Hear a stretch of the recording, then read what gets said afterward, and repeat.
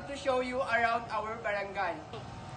Barangay Playa is a friendly community where people help each other.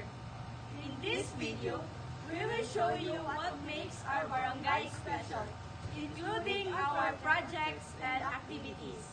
Come and join us as we explore Barangay Playa. Barangay Playa is home to around 300 households. We are known for our close community ties and our beautiful coastal surroundings. The barangay is peaceful and the residents are always ready to help each other. Our barangay also encourages the youth to participate in various activities to improve our community.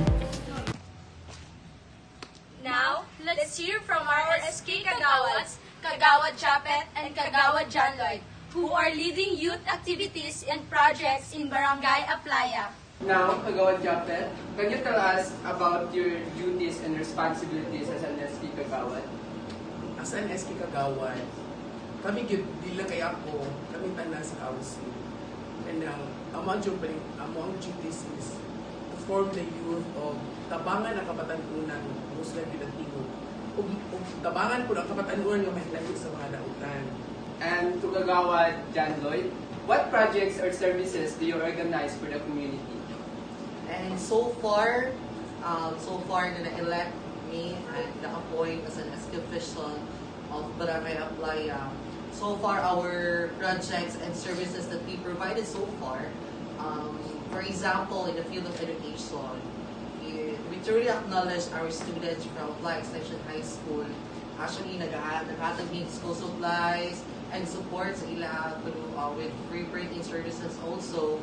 And in the field of different participations sa mga kabatanunan, we created different trainings, seminars, symposiums, and mga projects po, mga programs para dyan na mas ma-combine or ma-unite na mga kabatanunan sa Barangay Playa. Thank you for that wonderful answer. And now, last question. How important is it to be youth leaders in Barangay Playa, Kagawad Japet? To be a youth leader, isod gid siya. Pero kung ipanumpaan man namon ni, amo ni paningkamutan. And Kagawad John Lloyd? And for me, to be a youth leader, dapat dyan na nandiyo kay commitment and you have the dedication to serve your co-youth. Eh, kung wala mo kay commitment, wala kay dedication, everything will go bland. And basta nandiyo be hard to serve sa mga kabatanunan, wala yung pinaka-importante job kayo. You are there, not for the clout, not for the credentials, but you are there to serve your co-youth para ma-acknowledge din mo sila o para makahatag ka mga services or mahatag din mo sila ang mga programa, projects, and activities na ilaha dyan deserve. Now that we've heard from our SK Kagawads, it's time to hear directly from the people who make Barangay Playa a vibrant community, its residents. We will ask them what they love about living here, how the barangay supports them, and the challenges they face as the community. Let's listen to what they have to say. What do you like most about living in Barangay Playa?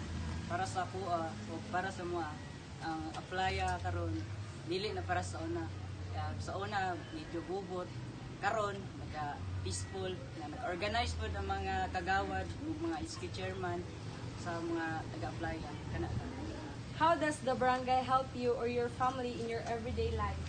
Ang kagana na mas barangay kay na kay maduulan niya nay mga ban andam kay sila mutabang ba niya dili sila mo ban libat. What challenges do you think Barangay Playa faces, and how do people help each other to solve them? Kasagaran kay kani Playa bahaunon doon sa kusog nga ulan ya parang sa ako pag kuan na makayong tabang sa kuan sa barangay nya magbuhat og sipusyo magbuhat sa ni para magkayosa ang tanan say pwede buhaton na magtanom mo kuan kahoy bar sa na maghinlo sa kanang mga kanal kay una kung una yung nga rason nga nang magbaha kamo to. As you can see, Barangay Playa is more than just a place to live. It's a community where the youth are active, The leaders are dedicated and everyone help each other. We are proud of our barangay and its traditions, and we hope to continue improving and supporting each other. Thank you for joining us on this tour of Barangay Aplaya. See you soon!